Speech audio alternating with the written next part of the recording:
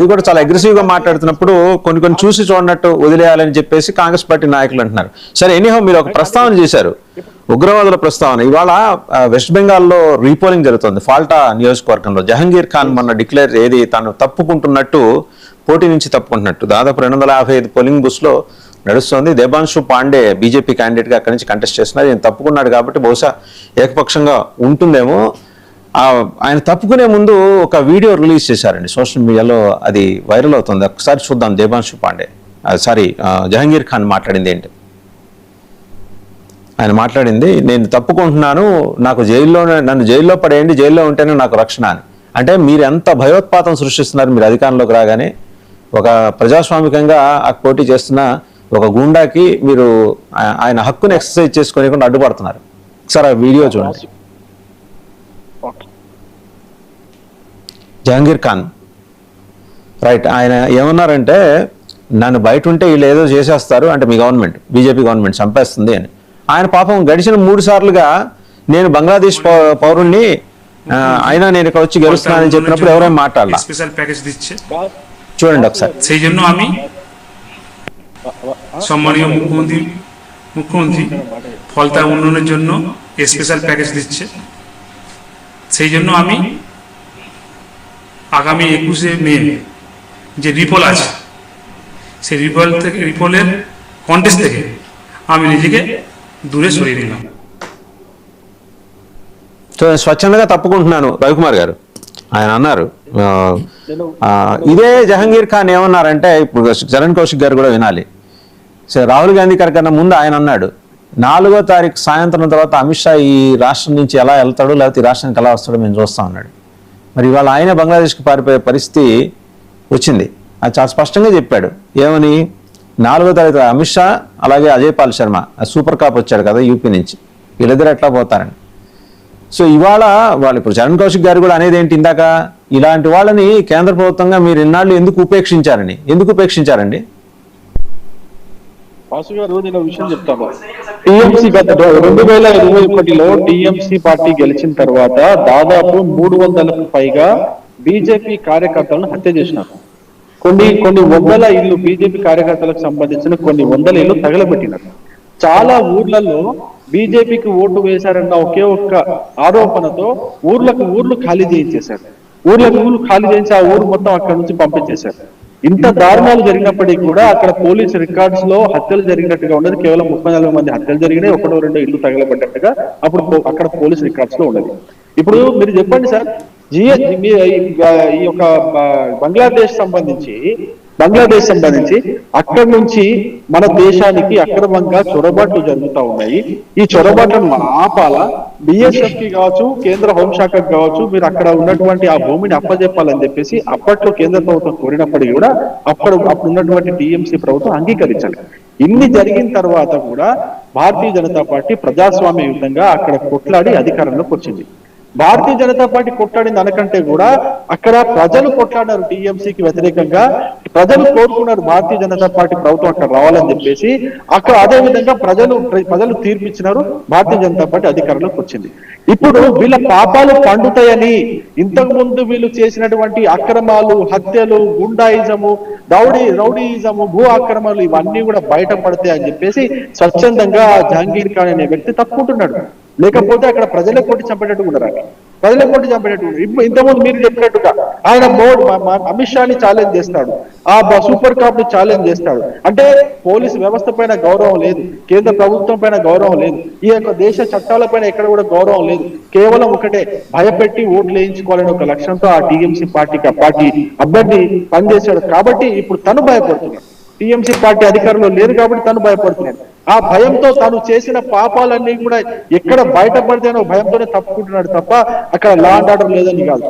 మా యొక్క శుభేందు అధికారి గారు ముఖ్యమంత్రి కాకుండా ముందే ఆయన చెప్పినారు. ఏం చెప్పినారంటే, బీజేపీ కార్యకర్తలు ఎవరు కూడా టీఎంసీ పార్టీ ఆఫీసులను తగలబెట్టొద్దు, వాటిని ఆక్రమించుకోవద్దు, ఎవరు కూడా అల్లర్లు చేయొద్దని చెప్పేసి పిలిపించినారు.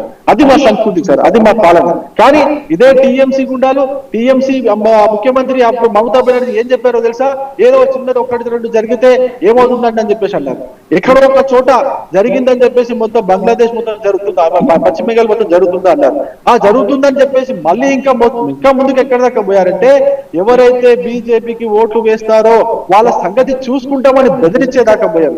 ఎవరైతే జై శ్రీరామ్ అంటారో వాళ్ళ సంగతి కూడా చూసుకుంటామని చెప్పేసి బెదిరించేదాకా పోయారు. ఇవన్నీ ఓకే సార్. ఇప్పుడు చరణ్ కౌశిక్ గారు అడిగేది ఏంటంటే మీరు 15 ఏళ్లుగా కేంద్రంలో ఉన్నారు, చొరబాటుదారులను ఎందుకు అడ్డుకోలేకపోయారు, ఇవాళే ఎందుకు చేస్తున్నారు, ఇన్నాళ్ళు ఏం పీకారు?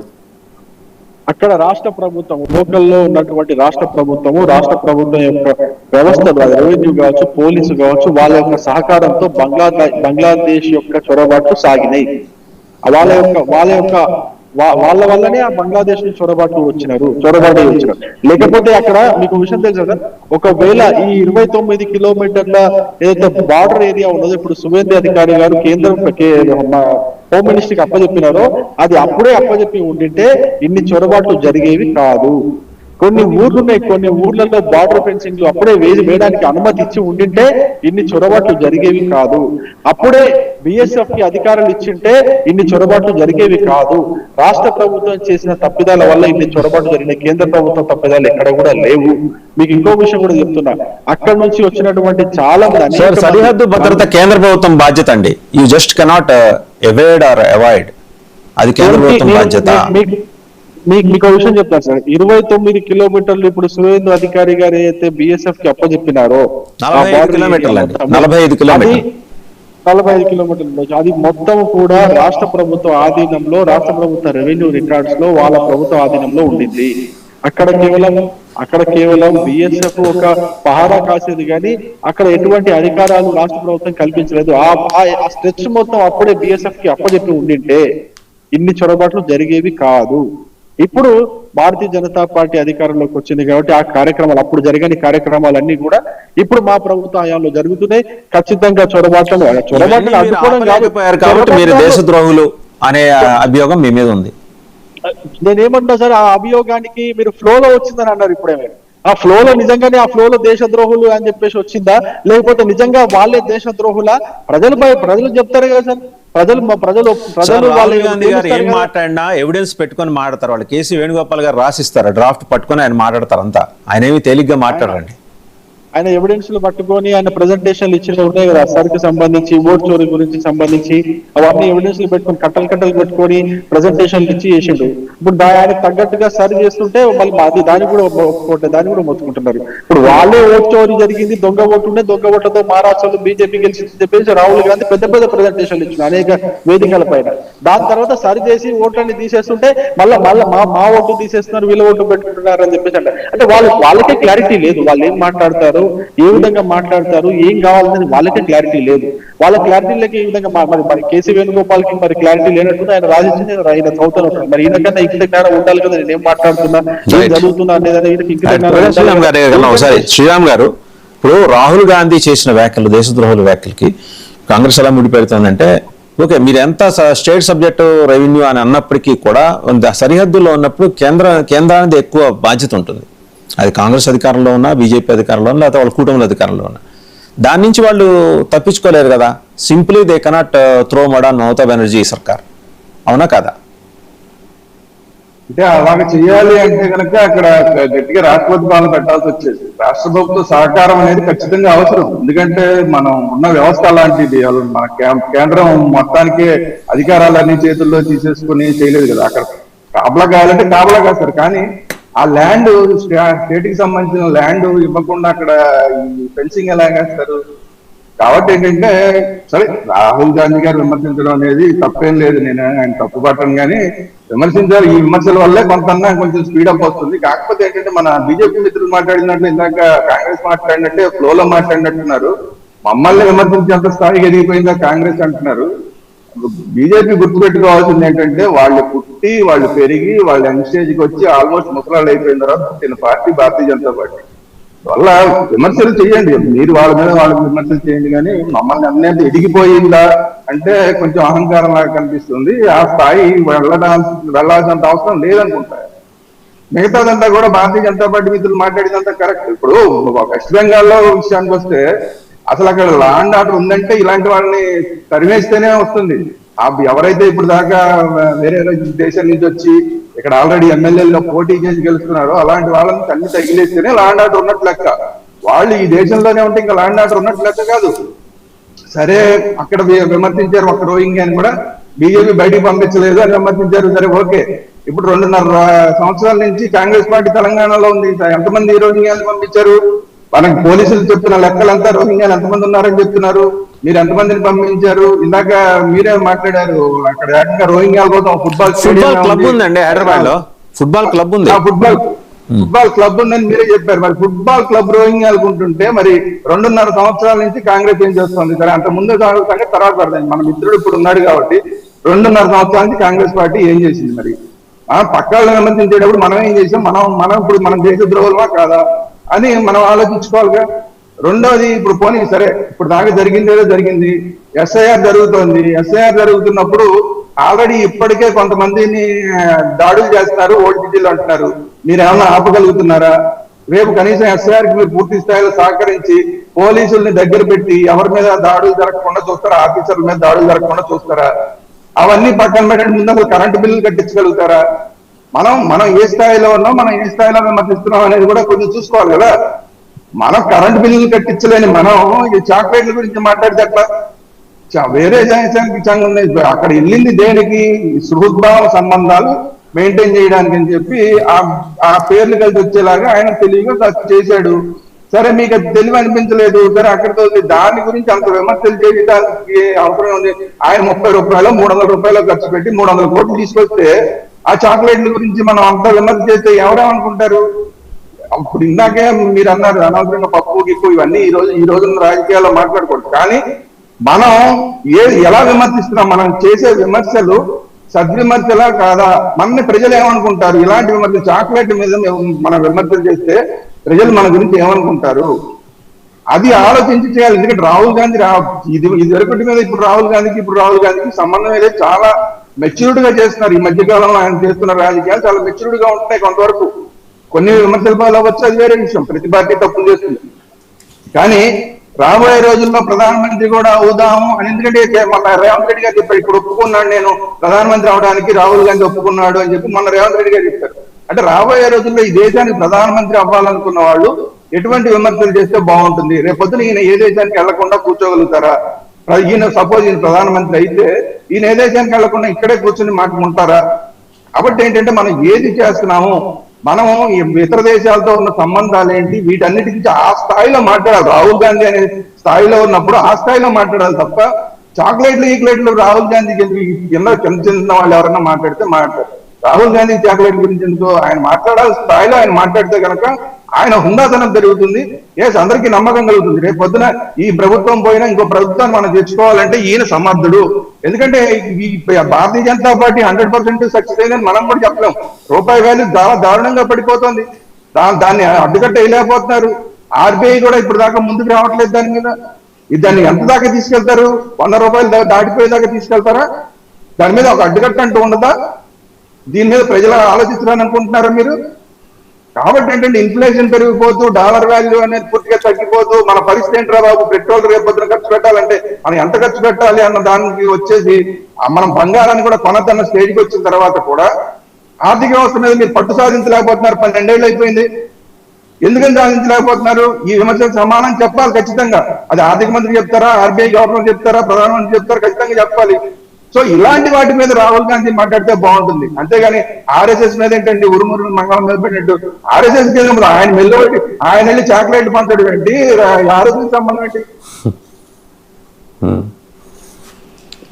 ఏంటంటే ఆర్ఎస్ఎస్ మీద ఎప్పుడు చేయాలి విమర్శలు? ఆర్ఎస్ఎస్ మీద చేయాల్సిన సందర్భంలో చెయ్యండి. అంతేగాని ఈయన విదేశాలకు వెళ్ళిన సందర్భంలో మీరు ఆర్ఎస్ఎస్ మీద మాట్లాడితే ఇలాగే నవ్వులు పాలవుతారు. దయచేసి నేను రాహుల్ గాంధీని కోరుకునేది ఏంటంటే మీరు స్టాండర్డ్స్ మెయింటైన్ చేయండి. ఎందుకంటే ఆ స్థాయిలో ఉన్నారు మీరు. ఇప్పుడు రేపొద్దున ఆల్టర్నేట్ ప్రధానమంత్రి మీరే అని కొంతమంది అనుకునే స్థాయిలో మీరున్నారు. అది కాంగ్రెస్ వాళ్ళ లేకపోతే ఇంకెవరనేది. బంగ్లాదేశ్ విషయంలో కూడా ఇప్పుడు ఎన్ని మనం విమర్శలు చేసినా ఆ పార్టీ ఉంది ఎవరితో కలిసింది? ఇండి కూటమికి కలిసి ఉంది. ఇండి కూటమికి ఎవరు? మీరే కదా దానికి హెడ్. కాబట్టి ఏంటంటే మీతో కలిసి ఉన్న పార్టీ ఈ రోజు బెంగాల్లో ఆ విధంగా చేసి పరిపాలన ఎంత దారుణంగా చేసిందంటే దానికి మీరెందుకు బాధ్యత వహించట్లేదు? మరి కేంద్ర ప్రభుత్వాన్ని మనం విమర్శిద్దాం, కానీ మీరు ఇండి కూటమిలో ఉండి కరెక్ట్ గా కాదు, మీరు కరెక్ట్ గా పరిపాలించండి అని చెప్పి ఇన్ని సంవత్సరాలు మీరెందుకు చెప్పలేకపోయారు? రైట్. వేరే దేశాల నుంచి వచ్చిన చరణ్ కౌశిక్ గారు, ఎంపీలు అయిపోతుంటే చరణ్ కౌశిక్ గారు మాట్లాడతారు. చరణ్ కౌశిక్ గారు రోహింగ్యాల సంగతి ప్రస్తావన చేశారు. మీకు హైదరాబాద్ లో జల్పల్లి, కిషన్ బాగ్, బాలాపూర్ ఈ 3 చోట్ల కూడా రోహింగ్యాలకి ఫుట్బాల్ క్లబ్స్ ఉన్నాయి. ఇప్పుడు కాదు, 2018 నుంచి ఉన్నాయి. మరి మీరు ఏం చేశారు? మీ గవర్నమెంట్ ఏం చేసింది? వాళ్ళు ఓపెన్ గా అక్కడ క్లబ్స్ పెట్టి వాళ్ళు ఈ టోర్నీలకు అటెండ్ అవుతారు. అండ్ మీరు కనుక గమనిస్తే ప్రతి ఆదివారం కానీ ఈ పెద్ద పెద్ద సంతలు, మార్కెట్లు ఉండే చోట ఆయమే రోహింగ్యా ప్లీజ్ డొనేట్ మీ అని చెప్పి ప్లకార్డులు పట్టుకొని రోడ్డు మీదకి వచ్చి నుంచుంటారు. మీ నోటీసులు ఎప్పుడు రాలేదా? మీ ప్రభుత్వం నోటీసులు, మీ పోలీసుల నోటీసులు ఎప్పుడు రాలేదా? ఇప్పుడు భారతదేశానికి సంబంధించిన భద్రత వివరాలు కేంద్ర ప్రభుత్వం పట్ల ఉంటుంది.